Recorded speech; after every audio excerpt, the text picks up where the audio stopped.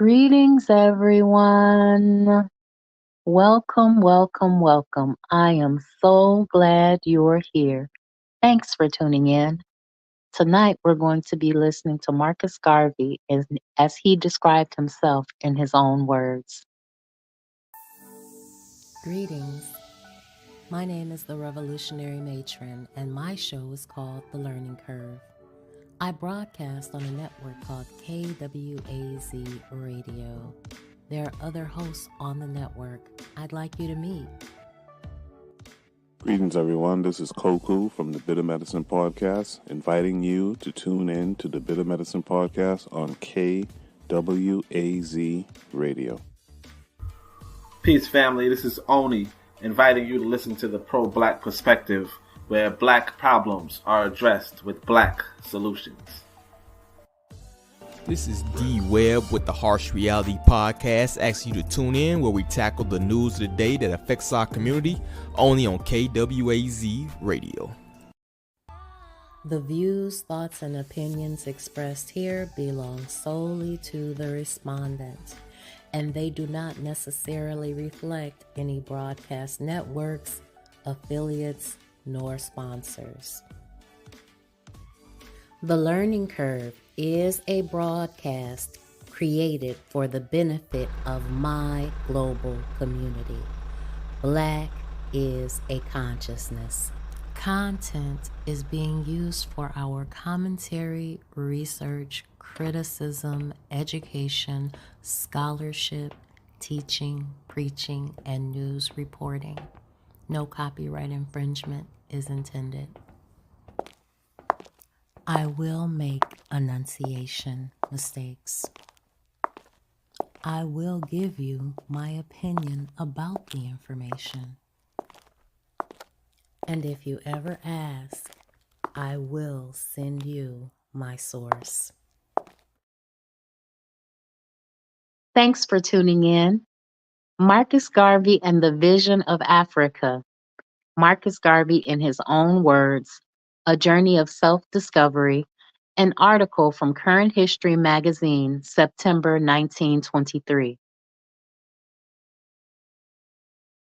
I was born in the island of Jamaica, British West Indies, on August 17, 1887. My parents were Black Negroes. My father was a man of brilliant intellect and dashing courage. He was unafraid of consequences. He took human chances in the course of life, as most bold men do, and he failed at the close of his career. He once had a fortune. He died poor. My mother was a sober and conscientious Christian, too soft and good for the time in which she lived. She was the direct opposite of my father. He was severe, firm, determined, bold, and strong, refusing to yield to even superior forces if he believed he was right. My mother, on the other hand, was always willing to return a smile for a blow and ever ready to bestow charity upon her enemy. Of this strange combination, I was born 36 years ago and ushered into a world of sin, the flesh, and the devil. I grew up with other Black and white boys. I was never whipped by any, but made them all respect the strength of my arms. I got my education from many sources, through private tutors, two public schools, two grammar or high schools, and two colleges. My teachers were men and women of varied experiences and abilities. Four of them were eminent preachers. They studied me, and I studied them. With some, I became friendly in years after, and with others I drifted apart because as a boy they wanted to whip me and I simply refused to be whipped. I was not made to be whipped. It annoys me to be defeated. Hence, to me, to be once defeated is to find cause for an everlasting struggle to reach the top. Greetings, everyone. How are you doing tonight, the Pro-Black Perspective? This is Garvey writing about himself. This is an article that was published in Current History magazine, September of 1923. written by Marcus Garvey himself. So these are his own words. The pro Black perspective says he wishes that I was reading the book that he's researching right now. He's barely progressing in his book. Well, maybe one day. I became a printer's apprentice at an early age while still attending school. My apprentice master was a highly educated and alert man. In the affairs of business and the world, he had no peer. He taught me many things before I reached 12, and at 14, I had enough intelligence and experience to manage men. I was strong and manly, and I made them respect me. I developed a strong and forceful character and have maintained it still. To me, at home, in my early days, there was no difference between black and white. One of my father's properties, the place where I lived most of the time, was adjoining at a white man. He had 3 girls and 2 boys. The Wesleyan minister, another white man whose church my parents attended, also had a property adjoining ours. He had 3 girls and 1 boy. All of us were playmates. We romped and were happy children playmates together. The little white girl, whom I liked most, knew no better than I did myself. We were 2 innocent fools who never dreamed of a race feeling and problem. As a child, I went to school with white boys and girls, like all other Negroes. We were not called Negroes then. I never heard the term Negro used until I was about 14. Greetings, KW Don 7 and Brother Bakari. Thank you so much for tuning in. At 14, my little white playmate and I parted. Her parents thought the time had come to separate us and draw the color line. They sent her and another sister to Edinburgh, Scotland, and told her she was never to write or try to get in touch with me, for I was a nigger. It was then that I found for the first time that there was some difference in humanity and that there were different races, each having its own separate and distinct social life. I did not care about the separation after I was told about it because I never thought all during our childhood association that the girl and the rest of the children of her race were better than I was. In fact, they used to look up to me. So I simply had no regrets. I only thought them fresh. After my first lesson in race distinction, I never thought of playing with white girls anymore, even if they might be next door neighbors. At home, my sister's company was good enough for me, and at school, I made friends with the colored girls next to me. White boys and I used to frolic together. We played cricket and baseball, ran races, and rode bicycles together, took each other to the river and to the sea beach to learn to swim, and made boyish efforts while out in the deep water to drown each other, making a sprint for the shore, crying out, "Shark, shark, shark." In all our experiences, however, only one black boy was drowned. He went under on a Friday afternoon after school hours, and his parents found him afloat, half eaten by sharks on the following Sunday afternoon. Since then, we boys never went back to the sea. At maturity, the black and white boys separated and took different courses in life. I grew up then to see the difference between the races more and more. My schoolmates as young men did not know or remember me anymore. Then I realized that I had to make a fight for a place in the world, that it was not so easy to pass on office and position. Personally, however, I had not much difficulty in finding and holding a place for myself, for I was aggressive. At 18, I had an excellent position as a manager of a large printing establishment, having under my control several men old enough to be my grandfathers. But I got mixed up in public life. I started to take an interest in the politics of my country. And then I saw the injustice done to my race because it was black. and I became dissatisfied on that account. I went traveling to South and Central America and parts of the West Indies to find out if it was so elsewhere, and I found the same situation. I set sail for Europe to find out if it was different there, and again I found the same stumbling block. You are black. I read of the conditions in America.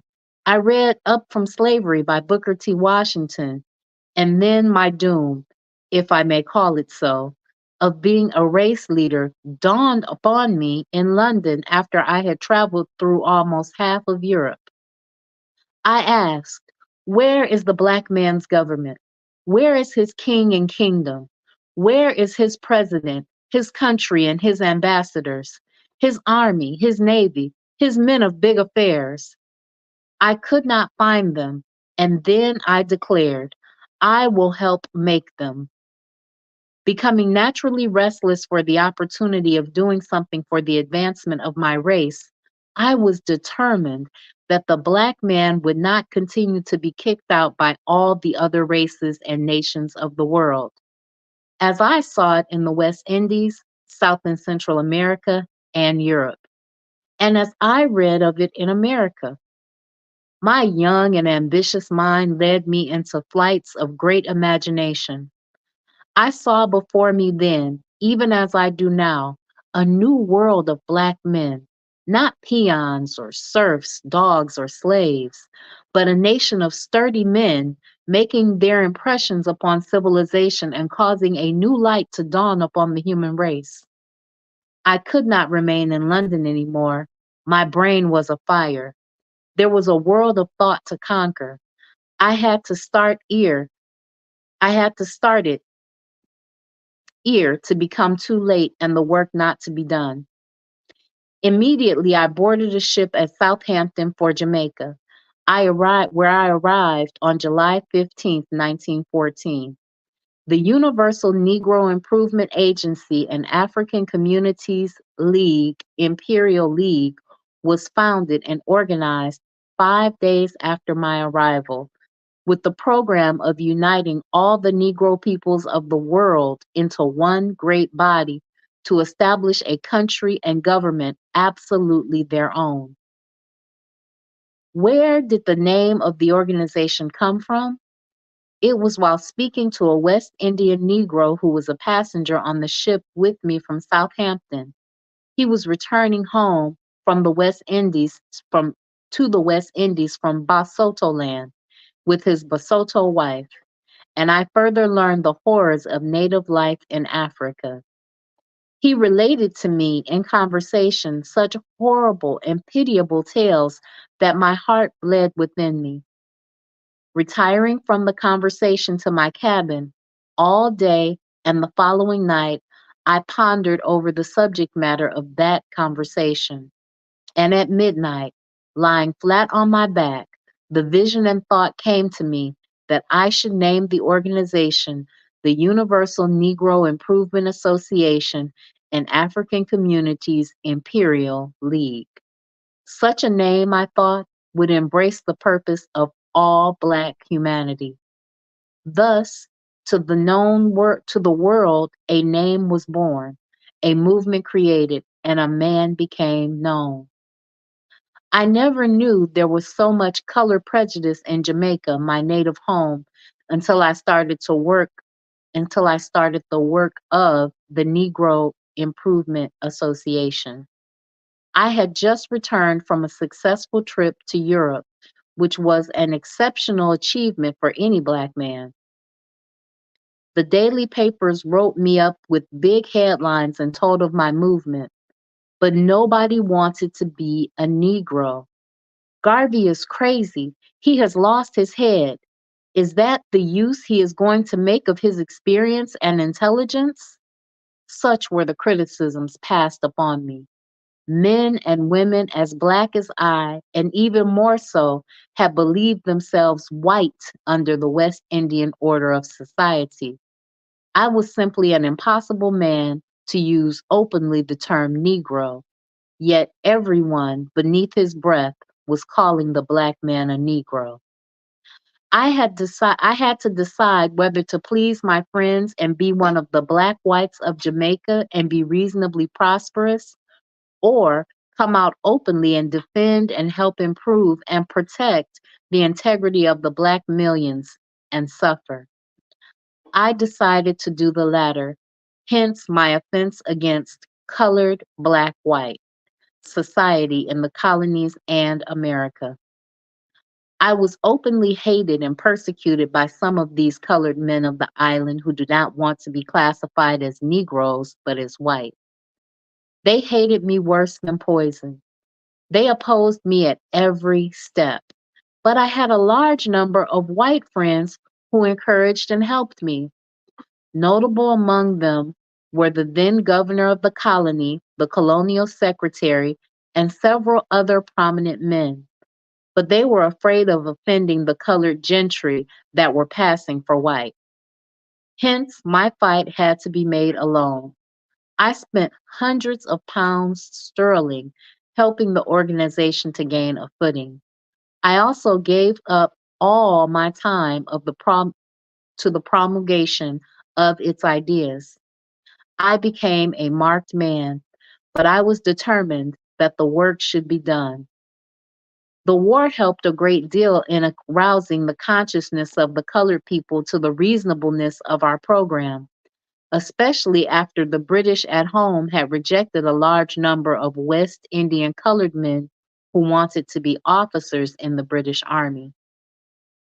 When they were told that Negroes could not be officers in the British Army, they started their own propaganda, which supplemented the program of the Universal Negro Improvement Association. With this and other contributing agencies, a few of the stiff necked colored people began to see the reasonableness of my program. They were firm in refusing to be known as Negroes. Furthermore, I was a black man and therefore had absolutely no right to lead. In the opinion of the colored element, leadership should have been in the hands of a yellow or a very light man. On such flimsy prejudices, our race has been retarded. There is more bitterness among us Negroes because of the cast of color than there is between any other peoples, not excluding the people of India. I succeeded to a great extent in establishing the association in Jamaica with the assistance of a Catholic bishop, the governor, Sir John Pringle, the Reverend William Graham, a Scottish clergyman, and several other white friends. I got in touch with Booker Washington and told him what I wanted to do. He invited me to America and promised to speak with me in the Southern and other states to help my work. And although he died in the fall of 1915, I made my arrangements and arrived in the United States on March 23rd, 1916. Greetings, Anthony McPhail. Thank you so much for tuning in. This article is from the African Times and Orient Review, October 1913, London, also written by Marcus Garvey. The British West Indies in the Mirror of Civilization, History Making by American Negroes. In these days, when democracy is spreading itself over the British Empire, and the peoples under the rule of the Union Jack are freeing themselves from hereditary lordship and an unjust bureaucracy, it should not be amiss to recount the condition of affairs in the British West Indies, and particularly in the historic island of Jamaica, one of the oldest colonial possessions of the Crown. It is right that the peoples of the vast empire to which these colonies belong should be correctly informed on things affecting the welfare of these islands. Being a comparatively neglected, if not unknown, region of the Atlantic archipelago, the history of the British possession of these islands is very interesting. as it reveals the many conflicts between the various powers that have been struggling for occupancy and supremacy in the Caribbean waters for 300 years. These islands were discovered by Christopher Columbus in the latter part of the 15th century, and the major portion of them were handed over to the Spanish throne. England and France laid claim to certain of these colonies, and the former, with her just questionably justifiable means of warfare, succeeded in driving the Spaniards from their tropical gold mines, with much regret on the part of the ejected, who had extinguished the Aborigines, an action quite in keeping with the European custom of depopulating new lands of their aboriginal tribes. The British West Indies Indian colonies today comprise of Jamaica, Trinidad and Tobago, Barbados, British Guiana, Grenada, St. Vincent, St. Lucia, Dominica, Antigua and Montserrat, St. Kitts and Nevis, the Virgin Islands, and one or two others scattered over the groups known as the Greater and Lesser Antilles, with a population of over 3 million souls. When the Spaniards took possession of these islands, they introduced cotton and sugar growing.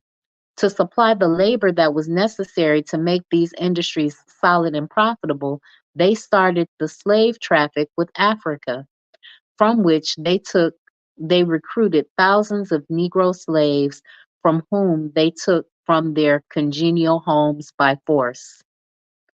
The sugar industry developed wonderfully with Negro labor, and the great output of sugar, as exported to Europe, brought incomputable wealth to the landed proprietors, which they used in gambling and feasting, and for the exploration and further development of the veritable gold mines of the Western Hemisphere. Piratical and buccaneering parties used to frequent the waters of the Caribbean, where they had held up on the high sea merchant vessels laden with their rich cargoes bound for Europe and the West Indies. Filibustering, irregular military freebooting, was carried on in the daring fashion on land, where a buccaneering invader would hold up one of these islands and force the wealthy landlords to capitulate on conditions suitable to filibustering requirements. During the 16th century, England drove the Spaniards from the wealthiest of these islands and established herself in possession.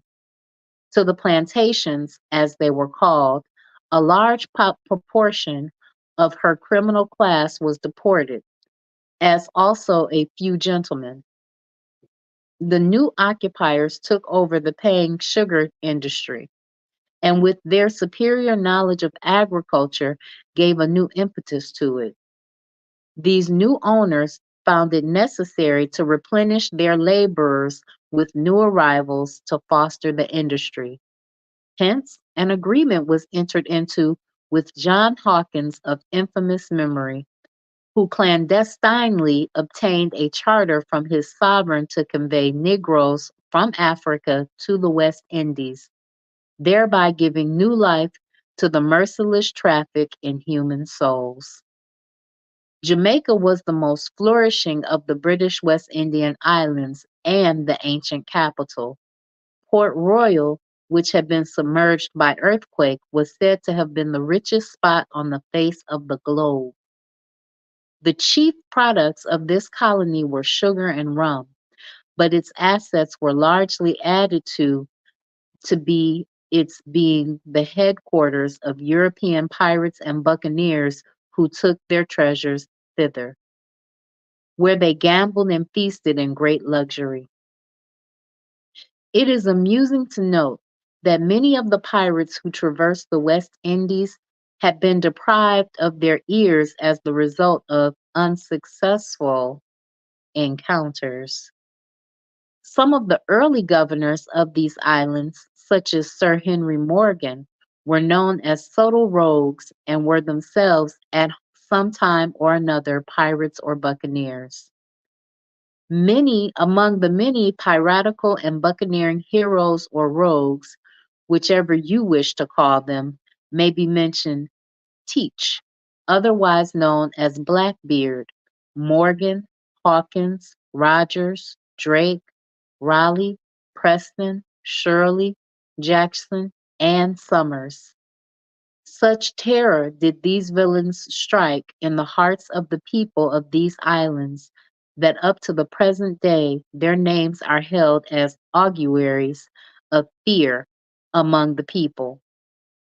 It is common to hear a black or colored mother in trying to frighten her child count one, two, three, four, and then shout, Preston a come, at which intimidation the child runs in fear. Greetings, forecast. I'm so glad you're here. Owing to the limit of space, I shall confine myself to a few facts relating to the island of Jamaica. But I may say that conditions in the various islands are the same, and what is true of one is true of the whole. Jamaica became a colony of England in 1665 under Oliver Cromwell and has since remained under her control. The country passed through many forms of local government. At one time, it was self governing, then it became a crown colony. For the last 20 years, it has enjoyed a semi representative government with little power of control. The balance of power resting in the hands of the red tapists who pulled the strings of colonial conservatism from Downing Street with a reckless disregard of the interests and wishes of the people. When the English took possession of this island, they exploited it agriculturally for all it was worth, which was a great lot. As I have already mentioned, they imported Negro slaves from Africa who tilled the soil under the severest torture and who are the real producers of the wealth that the country has contributed to the coffers of Europe and the pockets of English adventurers who, in the early days, were men of foul and inhuman characters. The slaves were inhumanely treated, being beaten, tortured, and scourged for the slightest offense. One of the primitive methods of chastisement was to dance the treadmill, an instrument that clipped off the toes when not danced to proper motion. In self defense, the former slaves revolted on several occasions, but with little or no success. As being without arms, they were powerless in the face of the organized military forces of the ruling class. In 1851, the ex slaves in one of the northwestern parishes of the island revolted, but were subdued with the loss to the planting proprietors over 750,000 sterling. They revolted again in 1865 in the East under the leadership of Honorable George William Gordon, a member of the Legislative Council, and Paul Bogle. They sounded the call of unmolested liberty, but owing to the suppression of telegraphic communication, they were handicapped and suppressed. Otherwise, Jamaica would be as free today as Haiti, which threw off the French yoke under the leadership of the famous Negro general Toussaint Louverture. The Gordon Party killed 15 of the native despots and a savage plutocrat by the name of Baron von Kettleholt, who had great control over the governor, Edward John Eyre. The victorious party hanged Gordon, Paul Bogle, and several hundred Negroes, for which crime Governor Eyre was called to England and indicted for murder, but escaped by the skin of his teeth. In 1834, a law was passed by the Imperial Parliament declaring all slaves within the British Empire free forever with the promise that such slaves should undergo an apprenticeship for a few years. On August 1st of 1838, the Negro slaves of the West Indies became free. 20 millions sterling was paid to the planters by the imperial government for the emancipation of the people whom they had taken from their sunny homes in Africa. The slaves got nothing. They were liberated without money, proper clothing, food, or shelter. But with the characteristic fortitude of the African, the Negroes shouldered their burdens and set themselves to work, receiving scanty remuneration for their services. By their industry and thrift, they have been able to provide themselves with small holdings which they are improving greatly to their credit. Since the abolition of slavery, the Negroes have improved themselves wonderfully, and when the government 20 or 30 years ago threw open the doors of civil service to competitive examination, the Negro youths swept the board and captured every available office, leaving their white competitors far behind. This system went on for a few years, but as the white youths were found to be intellectually inferior to the whites persuaded the government to abolish the competitive system and fill vacancies by nomination, and by this means kept out the black youths. The service has long since been recruited from an inferior class of psycho- sycophantic weaklings whose brains are exhausted by dissipation and vice before they reach the age of 35. The population of Jamaica, according to the last census, was 831,383 and is divided as follows: white, 15,605; Black, 630,181; colored, 168,201; East Indian, 17,380; Chinese, 2,111; and 2,905 whose color is not stated.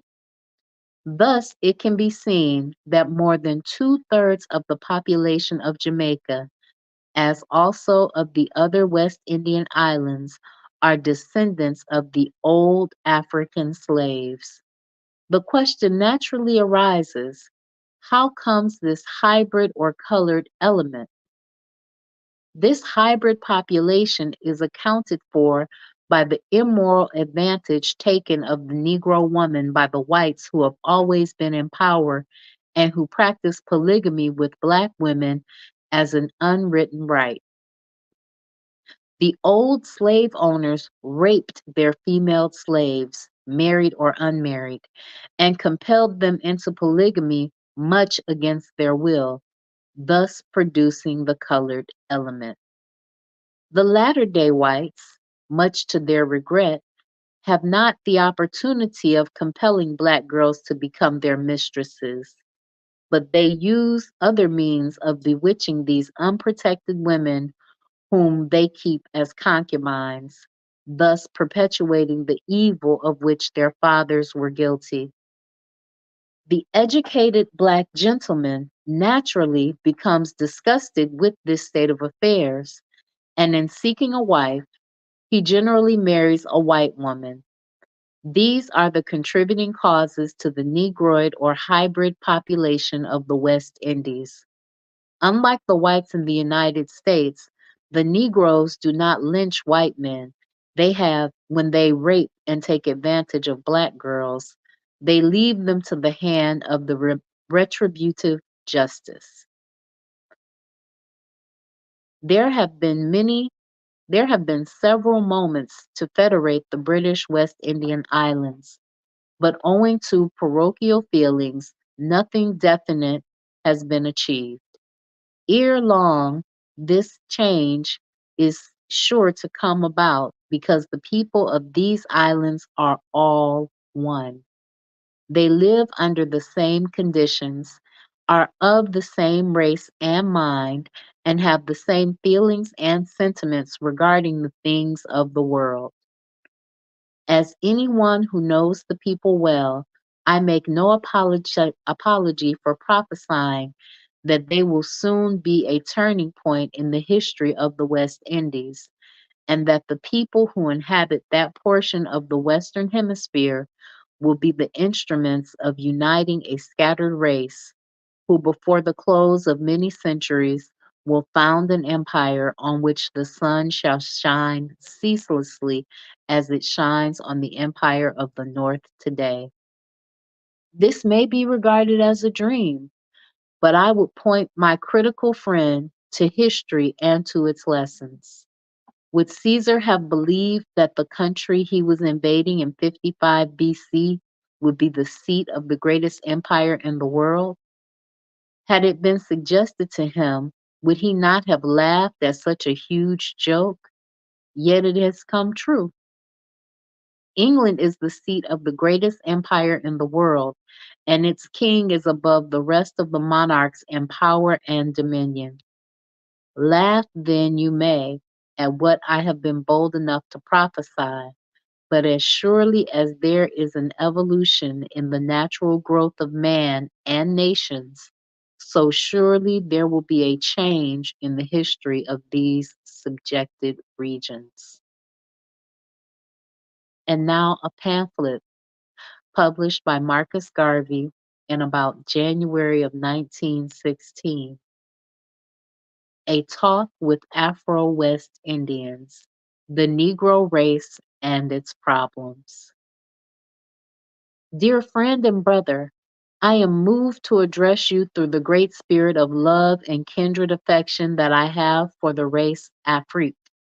And I am asking you to be good, loyal, and racial enough to take this address in the spirit of goodwill and lend yourself to the worldwide movement of doing something to promote the intellectual, social, commercial, industrial, and national interest of the downtrodden race of which you are a member.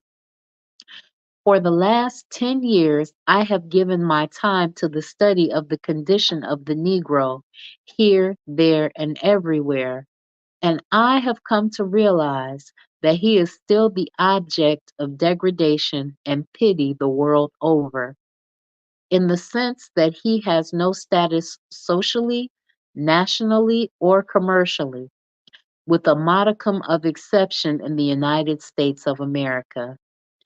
Hence, the entire world is prone to look down on him as an inferior and degraded being, although the people as a whole have done no worse than others to deserve the ignominious snub.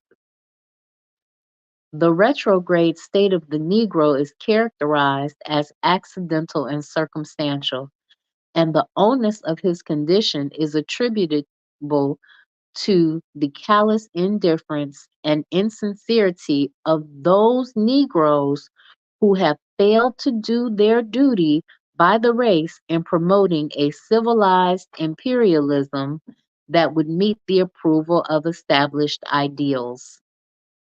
Representative and educated Negroes have made the mistake of drawing and keeping themselves away from the race, thinking that it is degrading and ignominious to identify themselves with the masses of people who they are still ignorant and backward, but who are crying out for true conscientious leadership, so they might advance to a higher state of enlightenment whence they could claim appreciation and honest camaraderie of the more advanced races who are today ignoring us simply because we are so lethargic and selfish. So he was blaming us for our disposition. Greetings, Sister Ra. How are you tonight? He was blaming us for our condition. The prejudices of the educated and positioned Negro towards his own people have done much to create a marked difference to the race among those of other races who are true to themselves and do not believe that environment or position removes one from the tie of blood relationship in race. In America, Europe, Africa, and Australia, the Negro is identified by his color and his hair. It is useless for any pompous man of color to think, because his skin is a little paler than that of his brother, that he is not a Negro. Once the African blood courses through the veins, you belong to the company of Negroes, and there is no getting away from it. This is the one dropped rule. Remember that. Garvey believed in the one drop rule. God places us in the world as men, whether we are of an identical species or not. As far as accidental details are concerned, does not matter. What matters is that we are all human. And according to the philosophy of human relationship, all of us have one destiny. Hence, there should be no estrangement between the people who form the groups of mortals scattered in the different parts of the world. It is true that by accident and unfavorable circumstances, the Negro lost hold of the glorious civilization that he once dispensed, and in process of time reverted into savagery, and subsequently became a slave, and even to those whom he once enslaved. Yet it does not follow that the Negro must always remain backward. There is no chance for the Negro today in securing a comfortable place with the progressives of mankind, as far as racial exclusiveness protects the achievements of the particular race. But there is a great chance for the Negro to do something for himself on the same standard of established customs among the advanced. And the advanced are eagerly waiting to stretch out the hand of compliment to the Negro as soon as he shall have done the thing to permit recognition. The Negro is ignored today simply because he has kept himself backwards. But if he were to try to raise himself to a higher state in the civilized cosmos, and all the other races would be glad to meet him on the plane of equality and comradeship. It is indeed unfair to demand equality when one of himself has done nothing to establish the right to equality. But how can the Negro ever hope to rise when the very men who should have been our props and leaders draw themselves away and try to create an impossible and foolish atmosphere of their own, which is untenable and never recognized? The appeal I now make is, for God's sake, you men and women who have been keeping yourselves away from the people of your own African race, cease the ignorance. You unite your hands and hearts with the people Afrique, and let us reach out to the highest idealism that there is in living, thereby demonstrating to others not of our race that we are ambitious, virtuous, noble, and proud of the classification of race. Sons and daughters of Africa, I say to you, arise. Take on the toga of race pride and throw off the brand of ignominy which has kept you back for so many centuries. Dash asunder the petty prejudices within our own fold. Set at defiance the scornful designation of nigger, uttered even by ourselves, and be a Negro in the light of the Pharaohs of Egypt, Simons of Cyrene, Hannibals of Carthage, Louvertures and Dessalines of Haiti, Blydens, Barclays, and Johnsons of Liberia, Lewises of Sierra Leone, Douglases and Du Boises of America, who have made and are making history for the race, though depreciated and in many cases unwritten. To study the history of the Negro is to go back into a primitive civilization that teems with the brightest and best in art and the sciences. You who do not know anything of your ancestry will do well to read the works of Blyden, one of our historians and chroniclers, who has done so much to retrieve the lost prestige of the race and to undo the selfishness of alien historians and their history, which has said so little and painted us so unfairly. The glories of the past should tend to inspire us with courage to create a worthy future. The Negro today is handicapped by circumstances, but no one is keeping him back.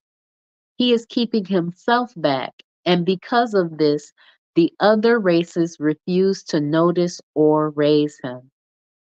Let the Negro start out seriously to help himself, and ere the fall of many more decades, you will see him a new man, once more fit for the association of the gods and the true companionship of those whose respect he lost. I am pleading, yea, I am begging all men and women within reach of the blood Afrique to wake up to the responsibility of race pride and do something to help in promoting a higher state of appreciation within the race. Locally, we are suffering from a marked shade prejudice among ourselves, which is foolish and destructible.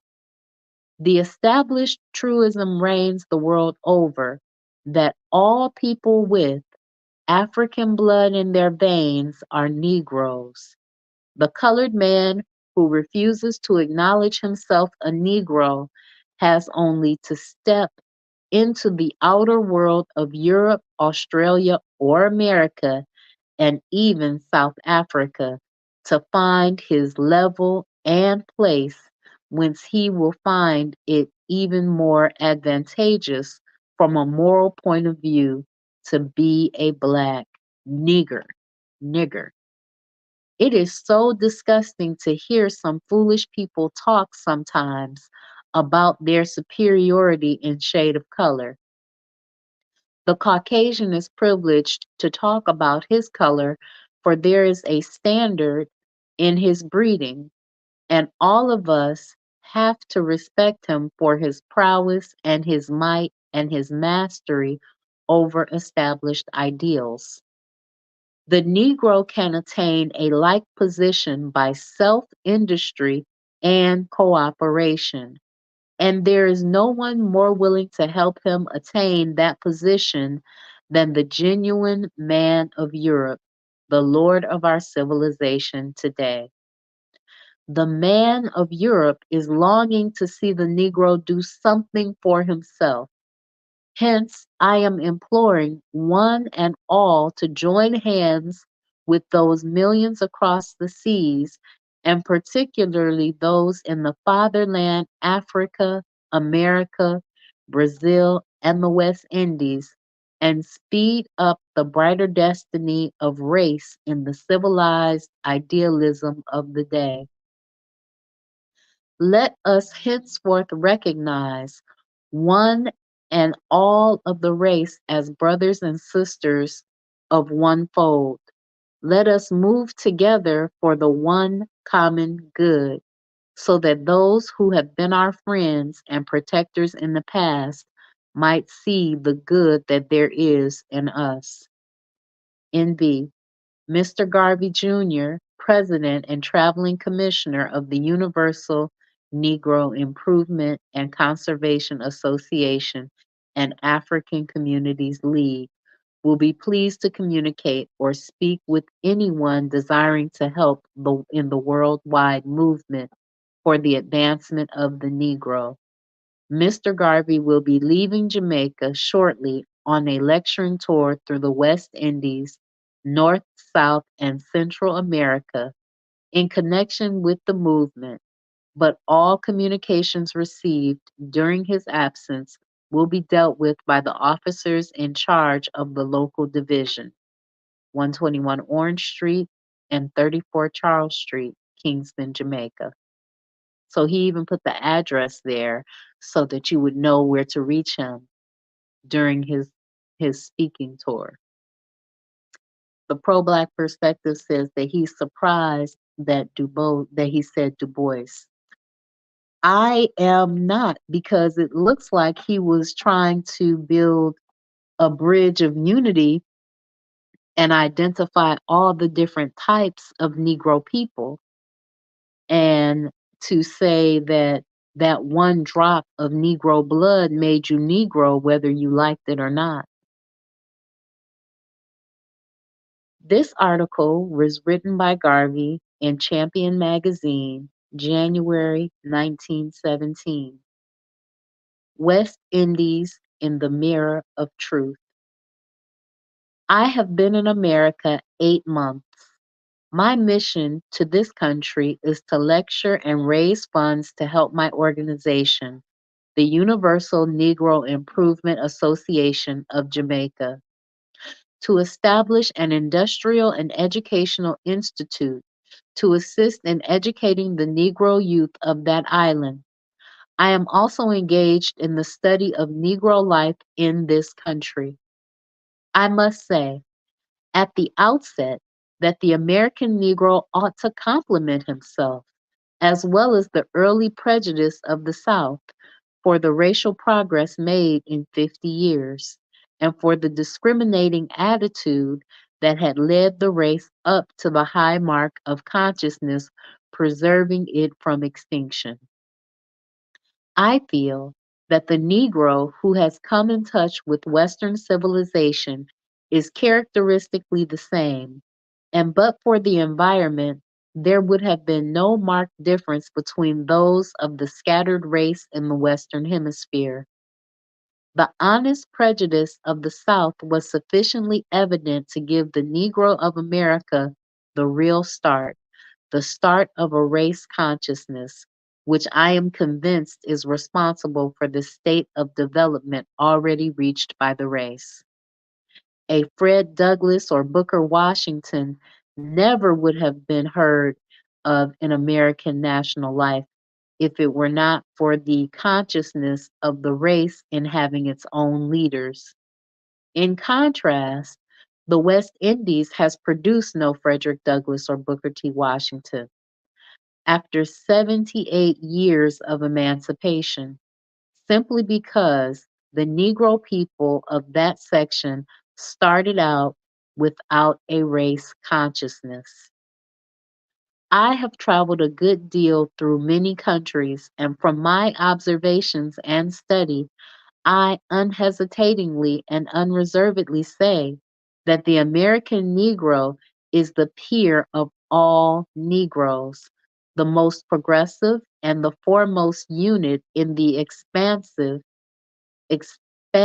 chain of scattered Ethiopia. Industrially, financially, educationally, and socially, the Negroes in both hemispheres have to defer to the American brother, the fellow who has revolutionized history in race development, inasmuch as to be able within 50 years to produce men and women out of the immediate bond of slavery, the latches of whose shoes many a favored son and daughter has been unable to loose. As I traveled through the various cities, I have been observing with pleasure the active part played by Negro men and women in the commercial and industrial life of the nation. In the cities I have already visited, which include New York, Boston, Philadelphia, Pittsburgh, Baltimore, Washington, and Chicago, I have seen commercial enterprises owned and managed by Negro people. I have seen Negro banks in Washington and Chicago, stores, cafes, restaurants, theaters, and real estate agencies that fill my heart with joy to realize in positive truth and not by sentiment that at one center of Negrodom, at least, the people of the race have sufficient pride to do things for themselves. The acme of American Negro enterprise is not yet reached. You still have a far way to go. You want more stores, more banks, and bigger enterprises. I hope that your powerful Negro press and the conscientious element among your leaders will continue to inspire you to achieve. I have detected during my short stay that even among you there are leaders who are false, who are mere self seekers.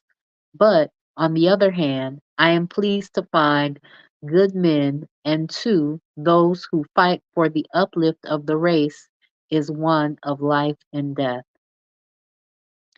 I have met some personalities who are not prominently in the limelight, for whom I have a strong regard as toward their sincerity in the cause of race uplift, and I think more of their people as real disciples working for the good of our race than many of the men whose names become nationally and internationally known.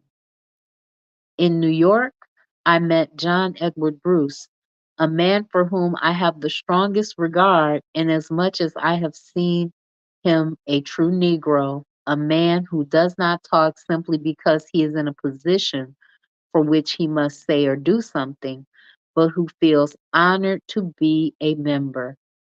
I can also place in this category Dr. R. R. Wright Jr., Dr. Parks, Vice President of the Baptist Union, and Dr. Trilly of the M.E. Church of Philadelphia, the Reverend J.C. Anderson of Quinn Chapel, and Miss Ida Wells Barnett of Chicago. With men and women of this type, who are conscientious workers and not mere life service dignitaries, I can quite understand that the time is at hand when the stranger, such as I am, will discover the American Negro firmly and strongly set on the pinnacle of fame. So you hear that forecast? He gave props to Ida B. Wells and yes, John Edward Bruce. He says now he can see where Clark got his message, and he wonders why Garvey said this. Why Garvey said what? Which thing were you talking about?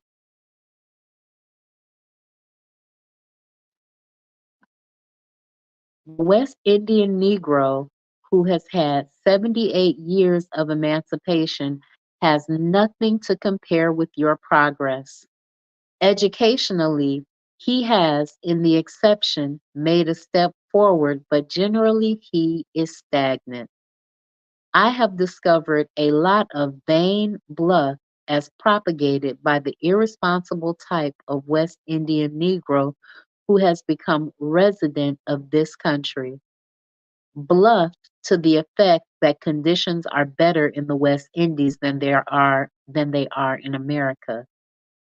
We now let me assure you honestly and truthfully that they are nothing of the kind. The West Indies in reality could have been the ideal home of the Negro, but the sleeping West Indian has ignored his chance ever since his emancipation, and today he is at the tail end of all that is worthwhile in the West Indies. The educated men are migrating to the United States, Canada, and Europe. The laboring element are to be found by the thousands in Central and South America. These people are leaving their homes simply because they haven't pride and courage enough to stay at home and combat the forces that make them exiles. If we had the spirit of self consciousness and reliance, as such you have in America, would have been ahead of you, and today the standard of Negro development in the West would have been higher. We haven't the pluck in the West Indies to agitate for or demand a square deal, and blame can be attributed to no other source than indolence and lack of pride among themselves. Let not the American Negro be misled. He occupies the best position among all Negroes up to the present time, and my advice to him is to keep up his constitutional fight for equity and justice. The Negroes of the West Indies have been sleeping for 78 years and are still under the spell of Rip Van Winkle. These people want a terrific sensation to awaken them to their racial consciousness. We are throwing away good business opportunities in the beautiful islands of the West. We have no banks of our own, no big stores and commercial undertakings. We depend upon others as dealers while remaining their consumers. The file is there open and ready for anyone who has the training and ability to become a pioneer. If enterprising Negro Americans would get hold of some of the wealthy Negroes of the West Indies and teach them how to trade and to do things in the interest of their people, a great good, a great good would be accomplished for the advancement of the race. The Negro masses in the West Indies want enterprises that will help them to dress as well as the Negroes in the north of the United States, to help them live good in good homes and provide them with furniture on the installment plan, to insure them in sickness and health to prevent a pauper's grave. And as you can see, he felt like the Negro in the Americas had the better position, even though the Negro in the West Indies had been liberated for a longer period of time. So that is the end of our reading for tonight. Please go back and listen to the replay. Garvey had some very interesting ideas. His formative years were intriguing.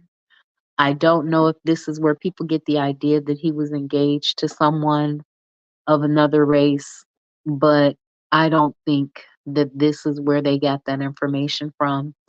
He did not see color until he was about 14 years old when he was forced to stop fraternizing with his white neighbors and the girls that were his white neighbors. The pro-black perspective says he thinks at that point they were still colonized. I would agree with you. I think that they were still colonized mentally and actually because he talks about the colonial governors that helped him. So they were still very much under colonial rule. And they had a different hierarchy there because they wanted the Light Brigade to get all of the benefits. Oh, he only says he thinks that Dr. Clark seems to think low of the West Indians. I didn't know where he got it from. Yeah, he does seem to think lowly of West Indians.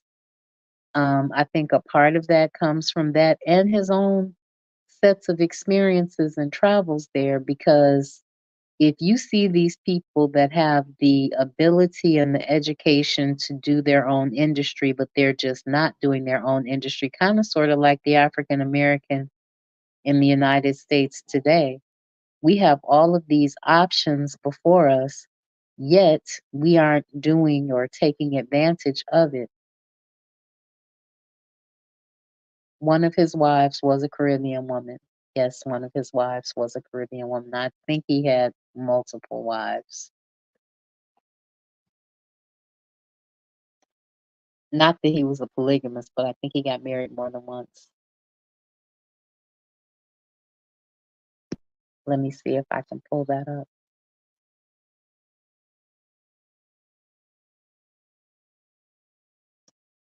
So, what did you guys think?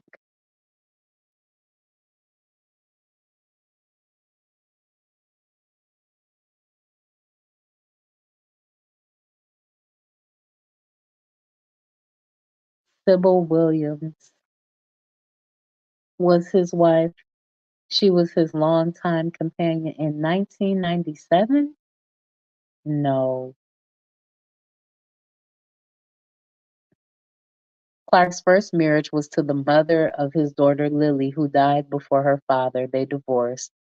Clark married Eugenia Evans in New York. Together they had a son and daughter, Nzinga and Sonny Koji. And then in 1997, just before his death, he married his longtime companion, Sybil Williams. So he had been married 3 different times, according to Wikipedia. You can take that for what it's worth. All right, I want to say thank you to the Pro Black Perspective, Bawana Haguziki, the Forecast Radio, Brother Bakari, Sister Raw, Anthony McPhail,